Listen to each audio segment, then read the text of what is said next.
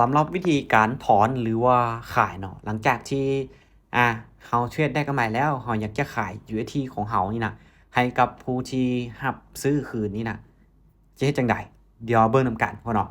ก็ง่ายๆเข้ามาที่ระบบของ XR Trade นี้คือเก่าระบบของ XR Trade เนาะแล้วเข้ามาที่กระเป๋าเข้ามาที่กระเป๋าของเราแล้วกดคำว่าถอนเงินเนาะตัวยกตัวอย่างเนาะกดคำว่าถอนเงินปุ๊บ หลังจากที่มาในหน้านี้เนาะให้ทุกคนกดคำว่า XR Trade XR Trade ID ตัวนี้ปุ๊บหลังจากนั้นเนาะให้เราวาง ID ID หรือว่า Copy เอา ID ที่ทาง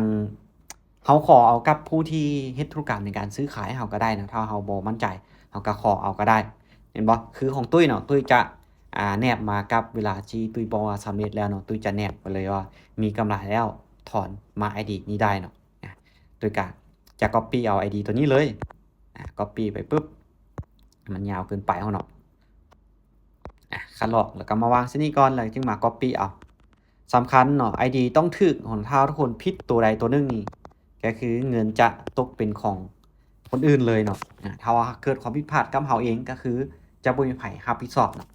หลังจากที่ copy ID แล้วปุ๊บให้เอามาวางใส่บ่นี่วางใส่ปุ๊บโอเคนี่จะเป็น ID ของตุ้ยที่รับในการซื้อขายเฮ็ดธุรกรรมในการซื้อขาย UST ให้กับทีมงานของตุ้ยทุกคนเนาะจะเป็นซื้อนี่เลย ID นี่และเราจะถอนเนาะขั้นต่ำก็คือ1 UST เราจะถอนเท่าใดเราก็พิมพ์เอา10ดอนบ่เท่าใดเราก็พิมพ์เอาหรือสูงสุดเราก็กดคำว่าสูงสุดบ่นี่มันก็จะมาทั้งเบิดเลยจะถอนทั้งเบิดเลยเดี๋ยวตุ้ยจะถอนทั้งเบิดเลยเนาะเดี๋ยวตุ้ยจะถอนทั้งเบิดเลยกดถอนทั้งเบิดกดสูงสุดแล้วปุ๊บเอามาใส่เอามากดคำว่าถอนเงินมาในหน้านี้เนาะให้ทุกคนใส่รหัสผ่านธุรกรรมและรหัส 2FA รหัสผ่านธุรกรรมและรหัส 2FA ที่ทุกคนตั้งไว้เนาะ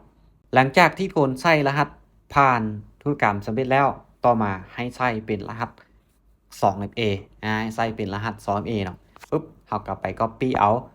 รหัส 2FA ของเราแล้วมาวางใส่ปุ๊บต้องเฮ็ดให้มันทันเนาะ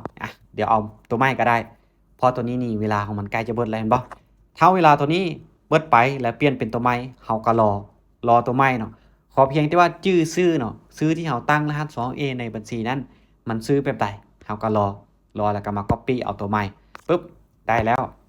ก็เข้ามาในระบบของ XR Trade แล้วก็มาวางรหัส 2A ใส่กดคำว่ายืนยันปุ๊บโอเคก็ถือว่าเฮาทำการถอนเงินสำเร็จแล้วบ่ถ้าเฮาอยากจะเบิ่งว่าโอเคเฮาถอนสำเร็จแล้วเบิ่งบ่อนก็ลิงก์การแจ้งเตือนนี่ก็ได้เนาะมันจะเตือนว่าในการเฮ็ดธุรกรรมของเฮาเข้าออกนี่น่ะมันจำนวนเท่าใดเบิ่งอยู่บ่อนนี้ก็ได้หรือเบิ่งอยู่ประวัติบ่อนนี้ก็ได้เนาะจะเป็นประวัติในการเฮ็ดธุรกรรมของเฮาในการโอนเหรียญเข้าโอนเหรียญออกหลังจากที่เฮาโอนเหรียญให้ผู้ที่รับซื้อขายแลกเปลี่ยน UST แล้วเฮามาแคปเอาบิลเนาะแคปเอาบิลกดเข้ามาบ่อนนี้ก็ได้เนาะกดเข้ามาปุ๊บแคปเอาตัวนี้แคปเอาสลิปการโอนตัวนี้ว่าโอเคเฮาโอนเข้าไปบัญชีของเขาเจ้าแล้ว ID ของเขาเจ้าแล้วก็ได้เนาะหรือว่าแคปเข้าบ่อนก็ลิงก์การแจ้งเตือนเนี่ยแคปเอาการถอนภายในตัวนี้เนาะให้เห็น ID เห็นชื่อเขาเจ้าแล้วก็ส่งให้เขาเจ้าเนาะเข้ามาปุ๊บแล้วเฮาก็ส่งให้เขาเจ้าเลยส่งปุ๊บถอนเนาะหลังจากนั้นก็คือให้ทุกคนส่ง QR ของทุกคนเข้าไปส่ง QR ของทุกคนให้กับเจ้าเนาะแล้วก็เจ้าก็จะโอนเงินให้เนาะตุ้ยคือเก่าเนาะตุ้ยจะบ่ได้แจ้ง QR ลงในนี้เนาะแต่ว่านี่จะเป็นบัญชีของตุ้ยเองโดยตรงเลย